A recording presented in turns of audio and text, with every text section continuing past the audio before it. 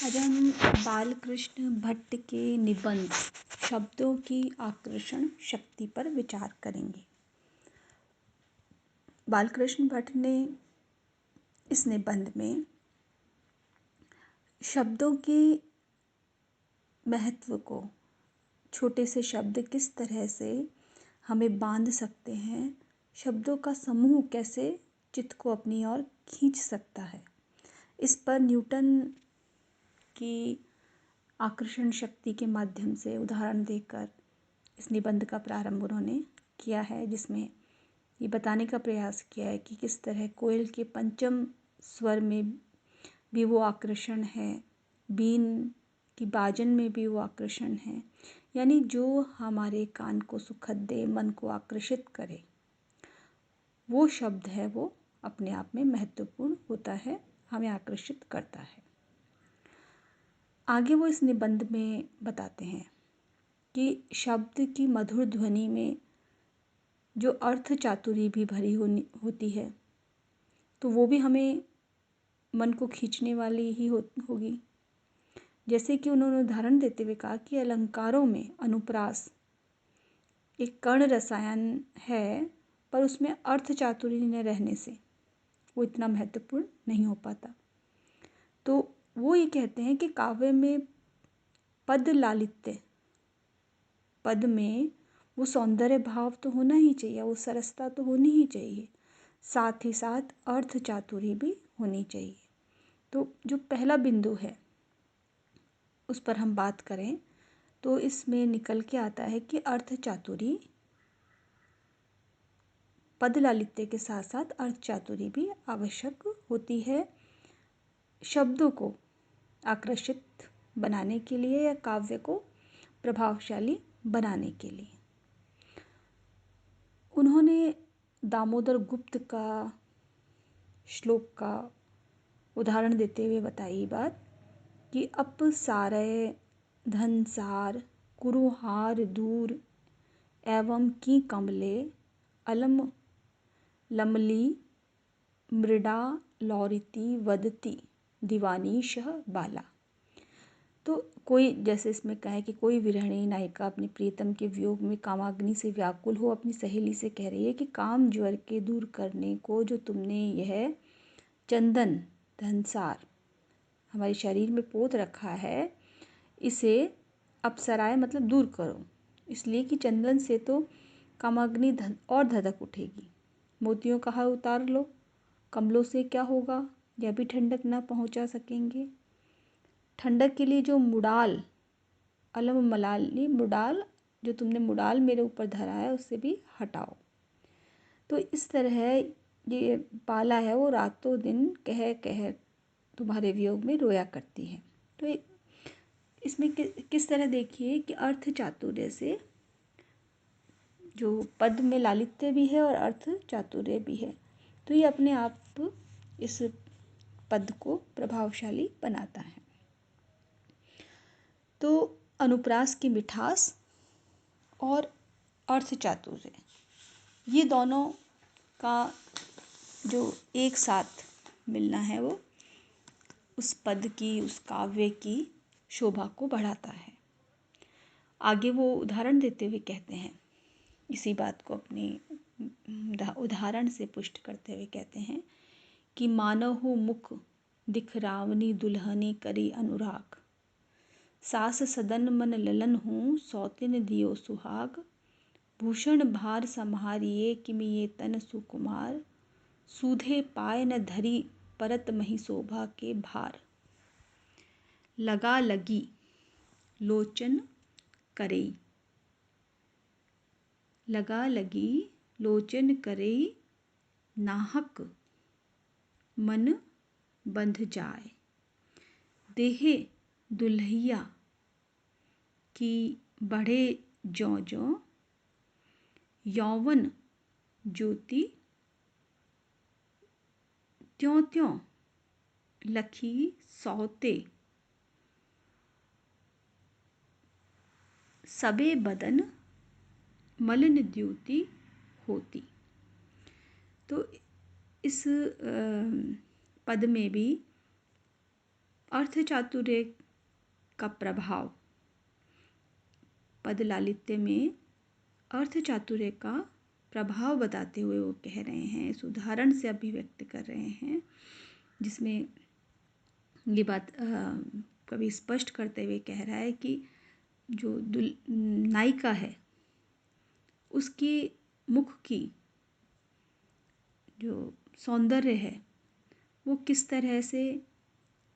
सबको प्रभावित करता है, देखने वाला है वो किस तरह से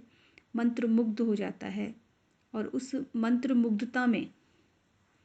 वो ये बात कहते हैं कि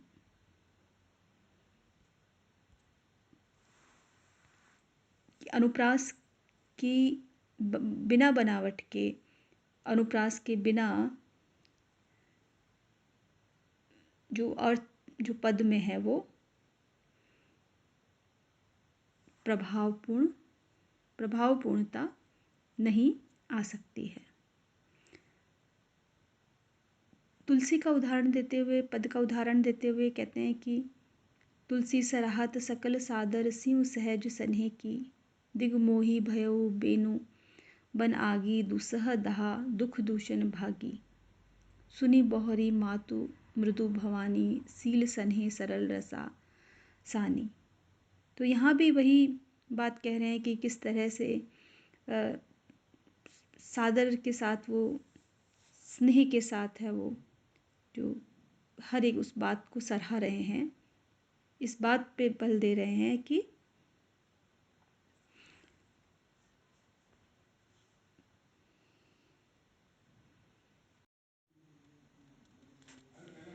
इस पद में हम देख रहे हैं कि किस तरह से शब्द शक्ति को लेकर ये बता रहे हैं कि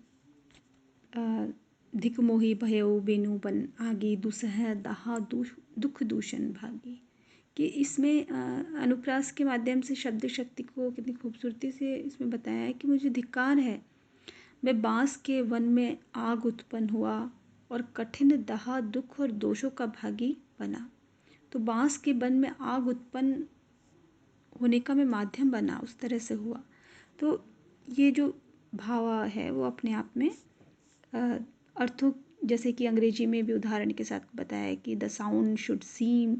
N echo to the sense, कि शब्द ऐसे होने चाहिए जिनमें अर्थों की गूंज से निकले। और इसमें भवभूति का उदाहरण देते हुए जैसे बताया है कि कूजंतु कुंज कुटीर कौशिक घटा। तो इसका तात्पर्य हुआ कि कुंज कुटीर जो शब्द आया है यहाँ अपने आप में ये भावार्थ जो है वो किस तरह से वल्कल या कहें कि चंद्रमा को सुशोभित करता हुआ भाव कहें, या कि ऐसा भाव है कि जो वैदर्भी रीति और प्रसाद गुण इन दोनों के बानगी लिए हुए जो भावार्थ है वो इसमें अभिव्यक्त हुआ है कि how high his highness hold his howled head. तो अर्थ चातुरी का अभाव है, उसके संबंध में शेक्सपियर की बात इसमें कही है कि हैवी शूटेड हैमर शोड। तो अनुप्रास की चातुर्यता को बार बार यहाँ जो लेखक है वो उस पर बल दे रहे हैं, उसकी अनुप्रास बिना प्रयास आ जाए, उसके द्वारा अर्थ में भी अधिक सौंदर्य बढ़ जाए तो वह सर्वथा ग्राह्य है, पर जिस अनुप्रास के पीछे अर्थ चातुर्य की हत्या हो जाए वह किसी काम का नहीं है। तो यहाँ उदाहरण देते हुए को रखते हैं कि इयम धिक मनोज्ञा वल्केले नापी तन्वे किमिविहि मधुराणा मंडन नाकृति नाम। तो इस पद में भी वो यही बताने का प्रयास कर रहे हैं कि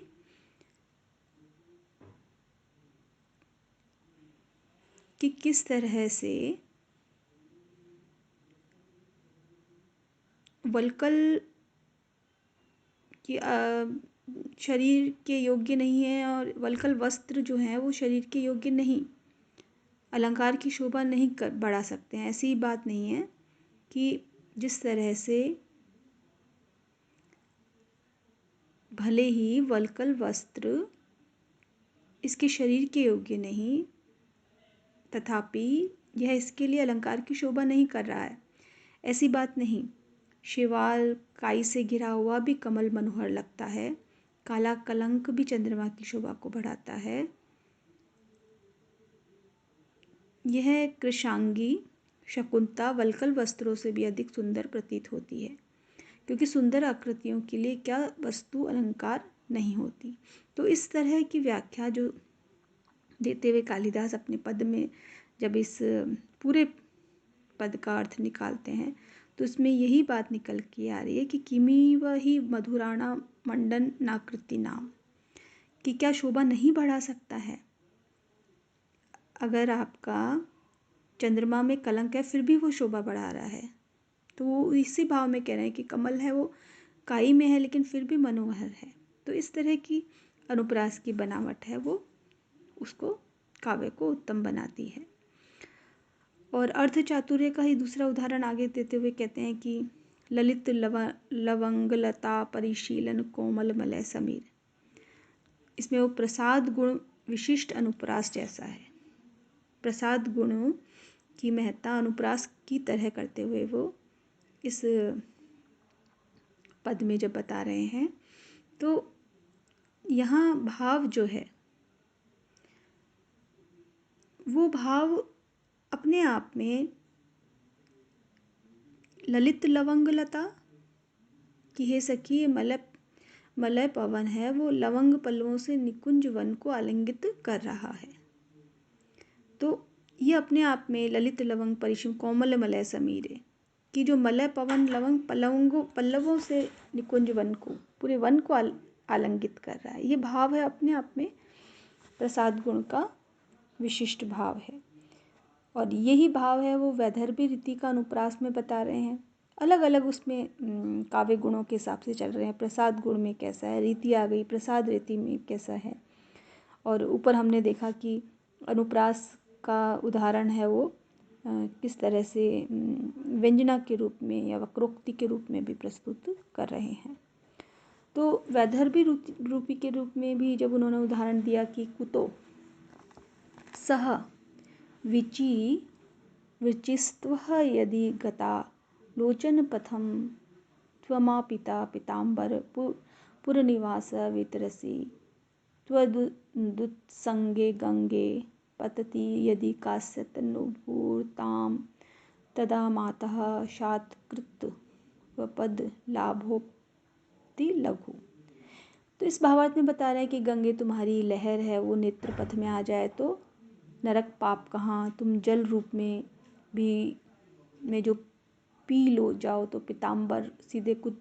वैकुंठ धाम में वास देती हो। तुम्हारी गोद में जो देहधारी मात्र का शरीर आ गिरे तो इंद्र के पद का लाभ भी बहुत थोड़ा है। तो यहाँ वैदर्भी रीति के माध्यम से देखिए इन्होंने व्यंजना की है। और अंत में जगन्नाथ पंडित जी क्या वो यवनी नवीनत कोमलांगी शयनीय यदि नियते कदंचित, इस उदाहरण के द्वारा आपने शब्द के आकर्षण की शब्द अलग अलग रूप में काव्य रूपों में इसको स्पष्ट करने का इसको प्रयास किया है। जहाँ हमने ऊपर के पद में देखा कि परमेश्वरः परिपाल्यो भवता भवता भी दो हम जो पद पढ़ा उसमें भी यही चीज़ भावार्थ है कि हे इंद्र, हे वामन, हे रक्षा राक्षसी कुल के शत्रु, हे सूर्य चंद्र रूपी नेत्र वाले, आप जैसे प्रभु के दर्शन होने पे क्या संसार के प्रति उपेक्षा नहीं हो जाती, अर्थात अवश्य हो जाती है। तो ये एक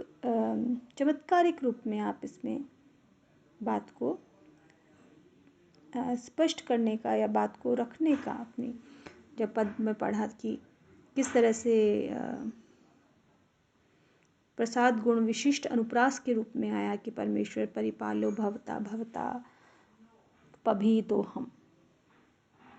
तो वो वही कि हे परमेश्वर मत्स्य आदि अवतारों से अवतरित होकर पृथ्वी की सर्वदा रक्षा करने वाले परमेश्वर परिपालो भवता भवता भी तो हम, कि आप किस तरह से इस पूरे सर्वदा रक्षा करने वाले आप द्वारा संसार के त्रिविध तापों से भय मुक्त रक्षा करने वाले आप हैं। तो ये सारा भाव जो शब्द के माध्यम से व्यक्त होता है, तो शब्द की जो आकर्षण शक्ति के अनेक उदाहरण संस्कृत के और भाषा के दोनों में पाए जाते हैं। और अधिक पल्लवित न कर केवल दिग्दर्शन मात्र, वो स्वयं इसमें कहते हैं कि वो बालकृष्ण जी कहते हैं कि मैं इसको अधिक पल्लवित न कर, सिर्फ एक उदाहरण के रूप में, सिर्फ एक दिशा निर्देश के माध्यम से यहाँ आपको इस निबंध के माध्यम से ये चीज़ बताने का प्रयास कर रहा हूँ। तो ये पूरा जो अब हमने पढ़ा ये निबंध है, इसमें पूरे में यही शब्द की आकर्षण शक्ति को लेकर लिखा गया है।